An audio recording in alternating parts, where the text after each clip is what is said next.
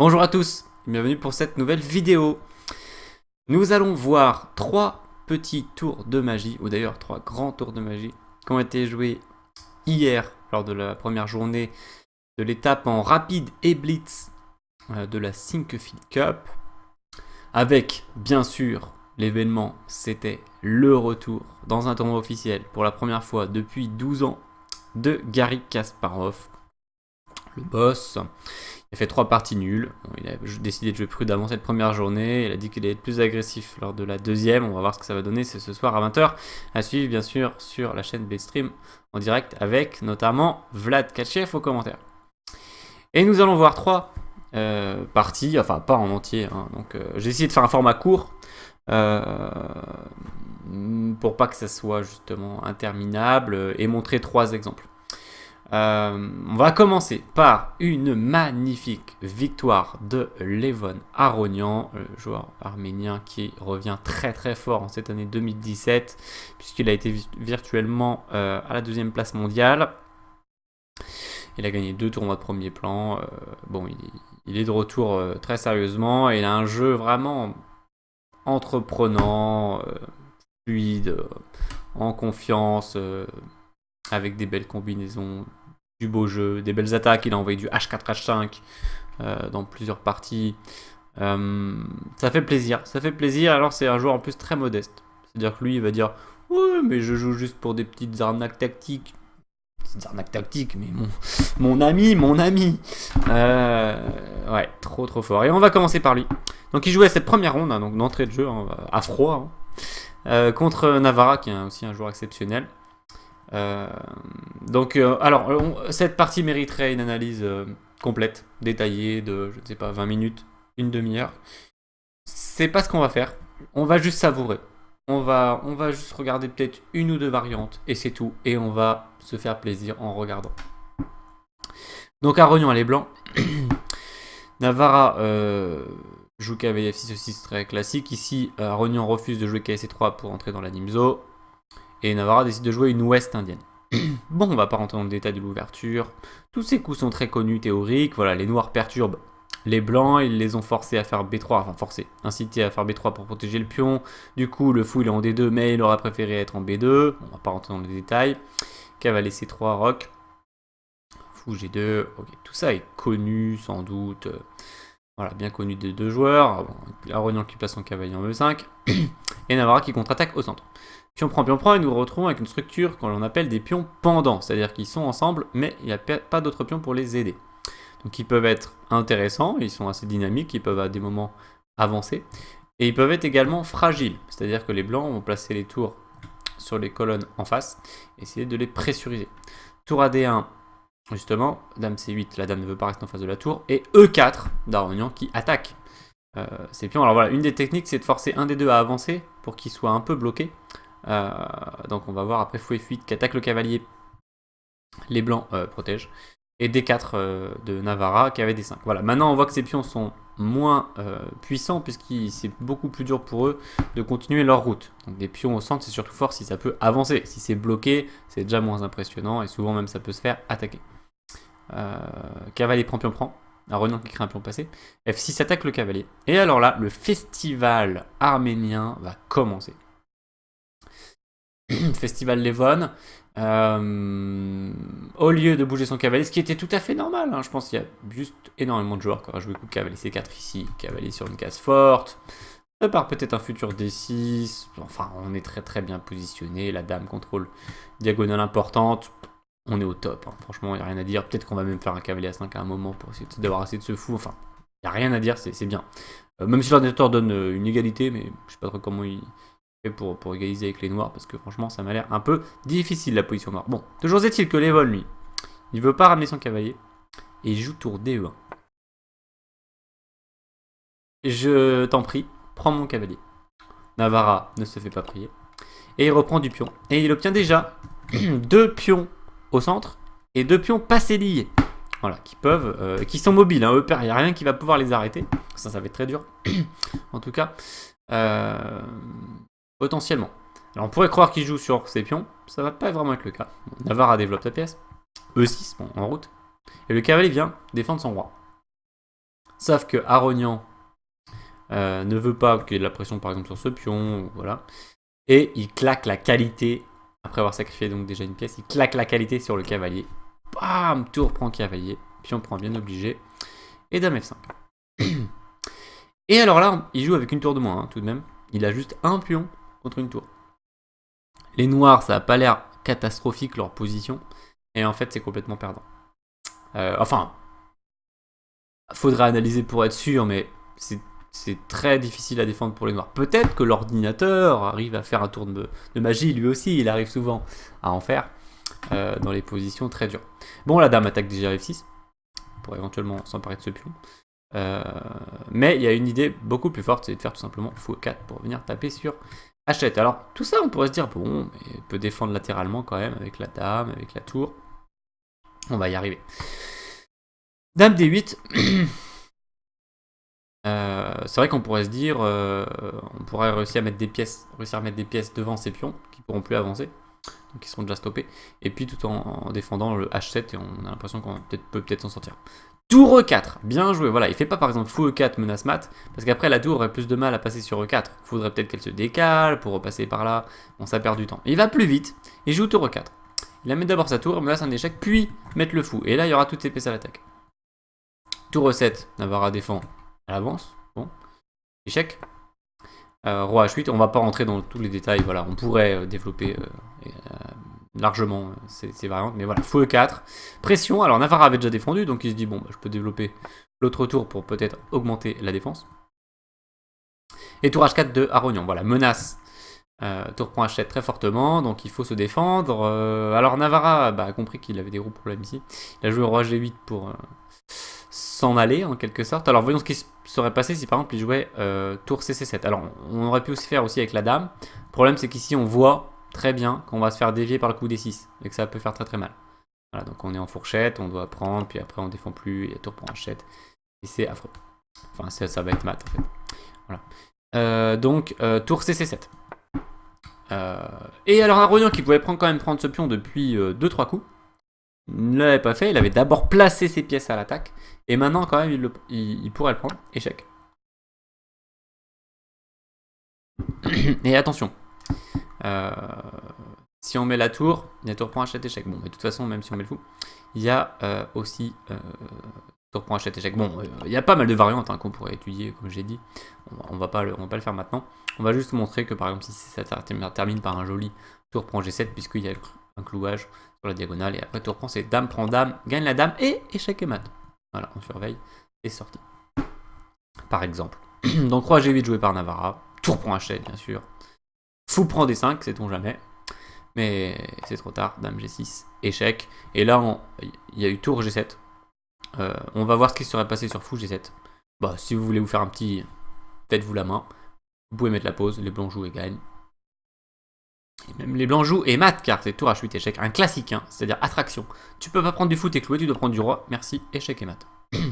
Il a joué tour G7, et dame H5, joli coup d'Arognan, menace juste un mat, en cas de tour prend, il reprend avec la dame, c'est mat.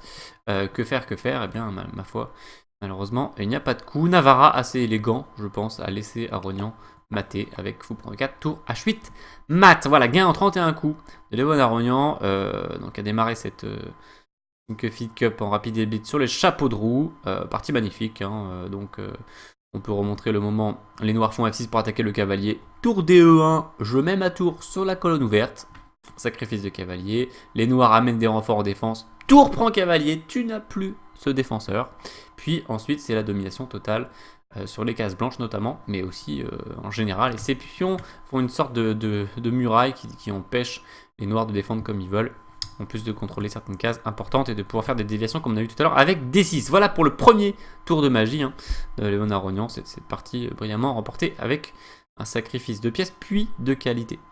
Nous allons passer au suivant.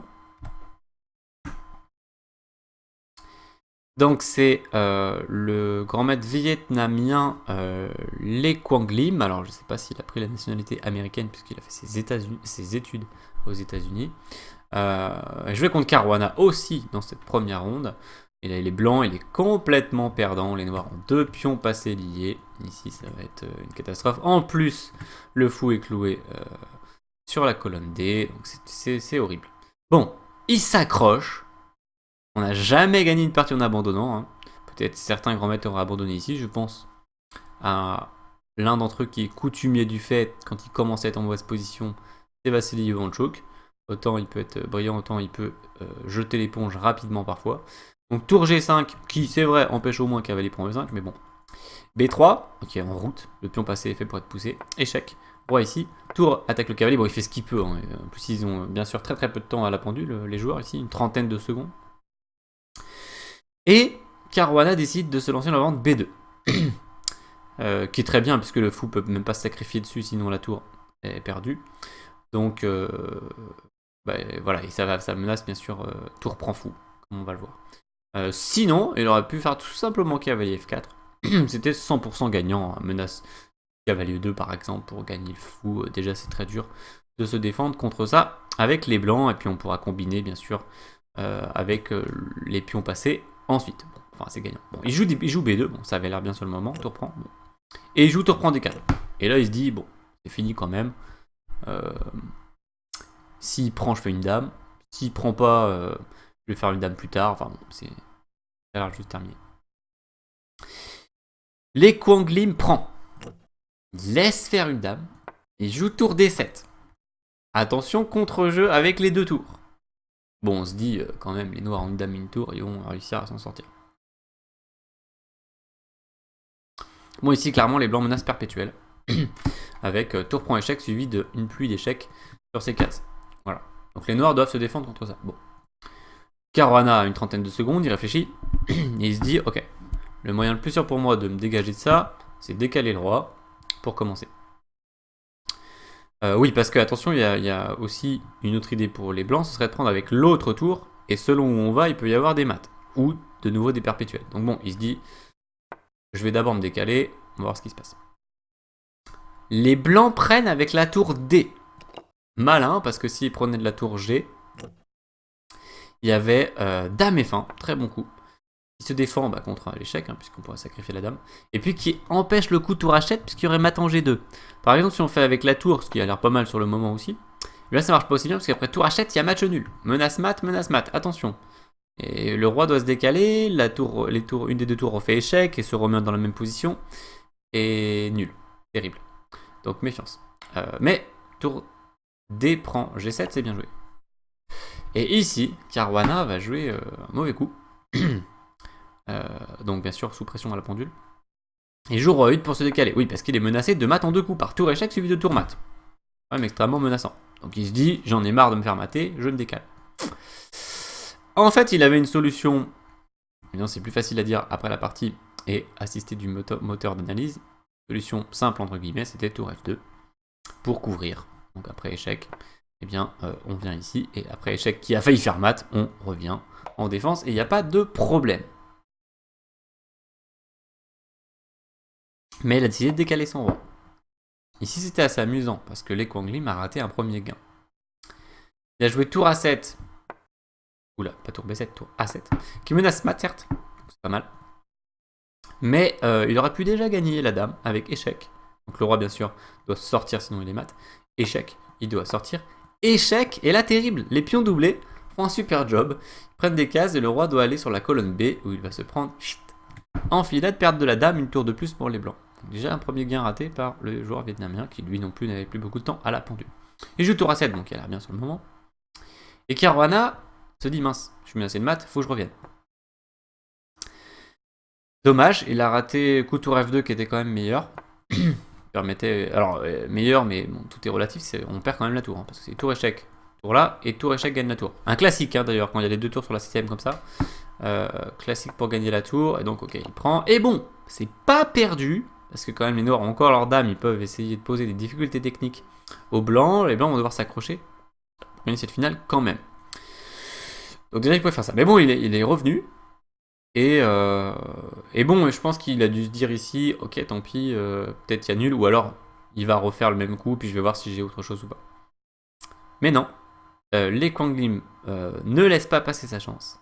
Il peut ici non plus faire nul, mais gagner la partie, c'est assez incroyable. Tour à 8 échecs, très bien joué. Le roi peut pas aller sur E7 parce qu'il y a tour G7 mat. Il doit faire roi F7 forcé. Et maintenant, il joue tour à G8. Et par un petit tour de magie, car les tours ont manœuvré, voilà, eh bien, menace de mat imparable. Par tour 6 G7. Caruana a fixé cette position, il n'a rien trouvé, et il a abandonné. Effectivement, il n'y a plus de solution. On peut juste sacrifier la tour sur G2, mais bon, tour prend, qui remenace le mat en un coup. La dame est totalement impuissante, obligée de faire un coup comme ça pour pas se faire mater, évidemment. Après, tour prend, roi prend, les blancs ont une tour de plus et remportent facilement la partie. Donc incroyable, ce réseau de maths, après tour à G8. Alors que les noirs, on rappelle, au début de la partie, ils avaient complètement gagné. Et on se dit, bon, au pire, tu te prends une arnaque, tu te prends un perpète, je sais pas. C'est nul. Et là, le perpétuel s'est transformé en réseau de maths. Et abandon de Caruana. Terrible, terrible, terrible. C'est très rare. Même quand on a vu beaucoup de parties d'échecs, on n'a pas forcément vu quelque chose de similaire à ça. Comme quoi, le jeu est vraiment très riche. Et nous arrivons à notre dernier exemple, dernier tour de magie. Donc là, c'était vraiment de la magie. Il est complètement foutu et il gagne la partie. Et on retrouve notre ami Lê Quang Lim, joueur de premier plan hein, quand même, 2739. Alors c'est vrai qu'il joue beaucoup moins qu'il y a quelques années, mais il reste extrêmement fort. La preuve. Et là, il est blanc contre Nakamura pour cette troisième et dernière partie de cette première journée.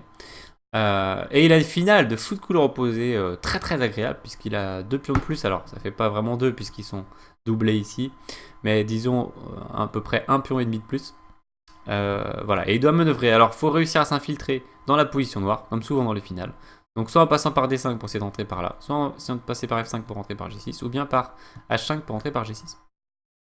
Voire par B5 pour entrer sur A6, mais c'est déjà beaucoup plus dur. Voilà, il faut s'infiltrer d'une manière ou d'une autre. Ça va être l'enjeu. Et le problème, c'est que si vous remarquez bien, c'est que toutes ces cases sont de couleur blanche. Et donc le fou des noirs peut essayer d'empêcher les infiltrations. Ça va être tout l'enjeu de cette finale. Alors, on pourrait l'analyser de manière approfondie. On va pas le faire car ce serait beaucoup trop long.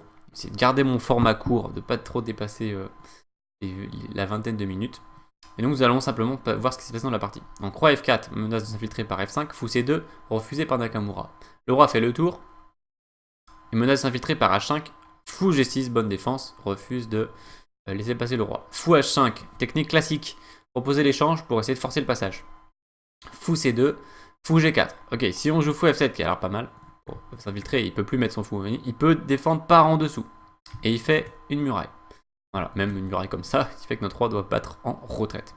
Fou G4, reprotège le pion. Fou G6, donc c'est le barrage. Roi G3, ok, le roi comprend qu'il ne peut pas passer par là. Il fait le tour, il essaie de passer par l'autre côté. Le fou l'en empêche. Fou ici. Bien sûr, les noirs ne peuvent pas prendre en E6 parce qu'ils vont perdre la finale, avec un pion de moins. Fou D1, erreur de Nakamura. De faire jouer le fou A2, pour continuer à surveiller tout simplement la case D5. Et peut-être que cette position est tout simplement un match nul. À vérifier, il faudrait vraiment creuser les analyses pour en être sûr. Ça a l'air. Mais voilà, c'est juste une première impression avec un petit avis du module qui met la même évaluation sur 3 variantes. Peut-être nul. Fou D1, et du coup, Lê Quang Lim en profite pour s'infiltrer par D5. Fou A4, pardon. Fou A4 qui empêche l'infiltration en C6, parce que D5 à la limite c'est pas si grave. Ce qui serait grave, c'est si le roi venait à C6, puisqu'il pourrait aller attaquer les pions. Alors notez que si on fait fou F3 échec, il pourrait y avoir fou E4. Et même ici, après roi C6, roi prend,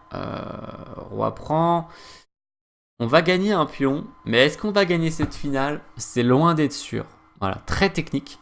Très technique, en plus on trouve sans doute cette finale dans des livres. Me fait d'ailleurs beaucoup penser à une finale, je crois, de Capablanca ou Fischer, un des deux, ou les deux d'ailleurs, ça peut être les deux. Plutôt Fischer probablement. Et bon, c'est très compliqué. Ok, il y a eu fou A4 de Nakamura normal. Alors fou D3, et là fou E8. Pareil, il pouvait tenter fou D1, et qu'il dit roi C6, fou F3, on prend les pions, il en prend un. on prend E5 et c'est le même type de finale. Pas clair. Bon, des chances pour les blancs, mais difficile de dire exactement ce qui se passe. Fou E8. B5. Et là, nous avons un beau Tsuksang. C'est-à-dire que les noirs doivent jouer un coup, ils sont pas contents, ils préféraient passer leur tour. Si le roi bouge, bien sûr, le roi s'infiltre en D6, c'est la fin de la partie. Et puis, si le fou bouge, eh bien, le roi s'infiltre en C6. Donc, bien joué, les Kwanglim. Fou H5. Ah oui, à noter d'ailleurs que ici, Kasparov a un peu critiqué le coup B5. Il disait qu'il suffisait de jouer fou E2 d'abord pour stopper fou H5, puisque depuis H5, le fou pourrait revenir faire un échec sur F3. Alors que depuis G6, il ne le peut pas. Sur E4. Donc, et ensuite seulement... Mais en fait, c'était pas suffisant fou E2. Kasparov pensait que ça terminait immédiatement la partie, mais il fallait encore voir une pointe. Sinon, ça va être un peu la même histoire. Si on fait roi C6, bon bah il prend les pions, ça ressemble. Donc la pointe finale, ça aurait été fou C4. Ça, c'est beaucoup plus malin. Pour défendre le pion en E6. Alors fou E2 est quand même bien, puisque le gars a son fou ici, donc il peut pas faire échec. Ça, c'est bien. Mais voilà, fou C4 la pointe, comme ça, après on peut s'infiltrer sans perdre le pion E6. Et ça gagne la partie. Qui est échec, mais on couvre. Donc il a fait B5, il fou H5. Roi C6. Ok, infiltration finalement de l'Ekonglim. Échec, roi C7, prise. Roi B8, prise, roi prend. Et toute la différence ici, c'est que on a l'impression qu'il va gagner quand même les deux pions. Mais il n'en est rien, car roi D4 attaque le fou en intermédiaire. Ça veut dire que peut-être le fou aurait dû être en F1 avant. Mais difficile de à la fois couvrir en E4 par exemple, et puis d'être en F1. On peut pas tout avoir. Hein. Donc attaque le fou, et puis si le fou s'en va, bien, on vient défendre tout simplement ce pion, et c'est un match nul. Malheureusement, les blancs ne peuvent pas progresser, ils ne peuvent pas utiliser leur pion facilement. Donc c'est nul. L'Ekonglim comprend, et il joue roi prend B6, bien joué. Il sacrifie son fou. Roi prend D3, roi C5, bien joué puisqu'il empêche le roi noir de revenir. Et puis donc il veut filer évidemment avec ces deux pions passés liés. Ça a l'air très prometteur. Ça l'est.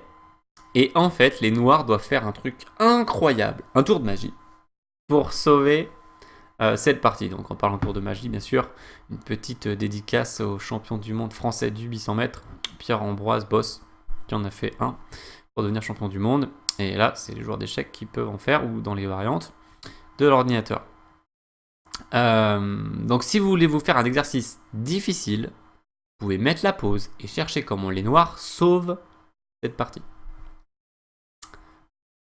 Alors, on va voir comment ils auraient pu la sauver. Nakamura joue au coup très normal, c'est-à-dire roi E4. L'objectif c'est de revenir le plus vite possible par ici pour arrêter les pions. D'ailleurs, ça passe à pas grand-chose, hein, mais ça ne suffit pas. On va d'abord voir la fin de la partie car elle est très rapide. Et puis ensuite on va revenir sur ce qu'il fallait faire. Donc, il y a eu A4 des blancs, roi E5, A5, roi E6. Et là, très bien joué, roi B6. Le roi doit accompagner les pions. Si on pousse juste les pions, on va pas gagner. Par exemple, si on joue B6, bon, bah, c'est une catastrophe parce qu'après fou B7, on se rend compte qu'on est complètement bloqué. Enfin, je sais pas exactement ce qui se passe là-dessus, mais ça doit s'arrêter, par exemple, comme ça. Ou même un échec intermédiaire, hein, qui peut peut-être être... je sais pas si c'est si malin que ça. Bon, ça doit être malin. On fait par exemple ça, et puis on s'en va. Et les pions ne peuvent pas filer. Voilà, on fait par exemple ça, et il n'y a pas de problème, les pions ne vont pas à la promotion. Okay. Si on joue A6, qui a l'air pas mal sur le moment, parce qu'on se dit on va pouvoir enchaîner B6 et les pions avancent. Alors le roi revient, B6 et le roi revient. Et maintenant si on pousse, il sacrifie son fou. Donc juste attends. Enfin cela dit, même dans cette position, c'est celle qu'on a vue avant. Les noirs ne sont pas obligés de jouer un coup de roi, ils peuvent jouer autre chose et les blancs ne gagnent pas non plus. Donc ça ne marche pas. Et il faut accompagner absolument avec roi B6. Bien joué. Fou E2. Attaque le pion. Du coup le roi blanc ne peut pas continuer sa route par exemple. Mais très très bien joué ici de la part de l'Ekonglim. Il joue roi C6 qui empêche le roi noir de revenir, parce que si on joue par exemple A6 et après roi D6, on est vraiment dégoûté puisqu'on ne peut pas avancer le roi puisqu'on perd le pion, on doit reculer, puis après le roi peut venir ici et puis faire un match nul. Donc roi C6, très très bien joué, bloque le roi tout en libérant le pion. Roi E7 de Nakamura qui essaie de faire le tour. Bon, s'il fait échec, ça change rien. Roi C7, et puis on voit que les pions filent. Roi E7. Et B6, abandon de Nakamura. D'ailleurs, il a abandonné d'une manière peu élégante. Il était vraiment dépité. Ah bon, elle était juste dominée dans cette partie par les Kong Lim, y compris dans la finale, quand même, dans l'ensemble. Nakamura qui a pas fait une grande journée, puisqu'il a aussi raté un gain contre Kasparov, même s'il avait gagné la première ronde contre Anand. Donc B6, comment ça se termine? Et bien par exemple roi D8, B7 menace dame, un échec certes, mais voilà, et c'est terminé pour cette partie. Et donc nous allons conclure cette vidéo avec 3 extraits tout de même, par comment les noirs pouvaient sauver cette finale par un tour de magie. Accrochez-vous, ça va être la classe. Alors bien sûr avec l'aide. Cette variante est sponsorisée par Stockfish. Donc roi C3. Là on se dit, qu'es-tu en train de faire? Crois-tu vraiment que tu vas rattraper les pions en passant par en dessous? A4. Roi B3. A5. Là on se dit, mais que fait ce roi? Il va jamais rattraper ce pion. Ça n'a pas de sens. Roi A4. Et là, attention. Les blancs, maintenant, doivent être très vigilants. Et ils doivent jouer roi B6, encore une fois pour accompagner. S'ils jouent A6, non seulement leur pion passe pas, mais en plus ils perdent la partie. Roi revient ici, ok, A7, et un coup d'attente. Il y a pas mal de situations dans les finales où le coup d'attente est une arme mortelle. Ici, regardez, les blancs sont juste très tristes, car ils ont très peu de coups utiles. Il leur reste B6, mais après roi A6, ils perdent leurs 2 pions. Le fou fait un super job, hein, donc c'est là qu'on voit aussi l'utilité d'un fou. Il peut viser très très loin, de très très loin, se rendre très très utile ici, il empêche la promotion bien sûr. Et puis il empêche aussi roi C6, ce qui fait que le roi va prendre les 2 pions. Et on a de la chance, puisque c'est la bonne couleur en H1, le fou contrôle, donc on va même gagner la finale. Donc ici les noirs gagnent la partie quand même. Hein. Donc d'où roi B6 qui aurait été joué, je n'en doute pas, par les Kong Lim. Roi B4, A6, ok. Mais même là, en fait, après fou E4, les noirs sont ok. Attention, après A7, il faut faire très attention. Si vous voulez vous faire un nouvel exercice, je vous conseille de mettre la pause pour trouver le coup des noirs. Il y en a un seul, il ne faut pas le rater. Si on le rate, on se prend roi A6, suivi de la poussée du pion, c'est terminé, on a perdu. Et c'est vrai que c'est très dangereux d'avoir le roi ici, il n'aide pas du tout à stopper les pions, hein, donc il faut être très précis. Mais il faut jouer fou A8, voilà, superbe coup. Fou A8, on va voir pourquoi c'est fort après. Donc par exemple sur roi A6, le roi revient, et après B6, le roi revient, et le fou, heureusement qu'il est là et non pas derrière, hein, sinon il y aurait eu B7. Donc là, il couvre, et les noirs gagnent la partie de nouveau. Donc vous voyez comme ça peut se retourner en fait, hein. Des fois ça peut être les blancs qui gagnent, des fois les noirs, c'est à double tranchant, faut faire très très attention. Donc non pas roi A6 qui perd la partie, hein, mais roi C7. Roi prend, ok, et là on assure la nulle en faisant roi B8, le fou bouge quelque part, on fait une promotion, prise, et puis il va essayer d'aller chercher le pion, et nous on va revenir sur cette case clé en F1 ou le bloquer, voilà, quand il sera sur le bord, et ça fera un match nul. Sauf erreur d'analyse de ma part. Sinon l'autre technique pour essayer de faire nul c'est d'aller fondre sur le pion, mais en général elle est plus dangereuse. Voilà, c'est plus sûr d'essayer de revenir dans ce secteur. Voilà pour cette finale. Alors c'est fou, hein. C'est-à-dire que dans cette position, au lieu d'essayer de faire le tour par ici, il faut passer par en dessous, et pourquoi pas par la colonne A. Et ça nous donne des chances, enfin c'est la seule façon de sauver cette finale. Voilà, je trouvais ça assez magique comme variante. N'hésitez pas à me dire ce que vous en pensez dans les commentaires de ces 3 exemples.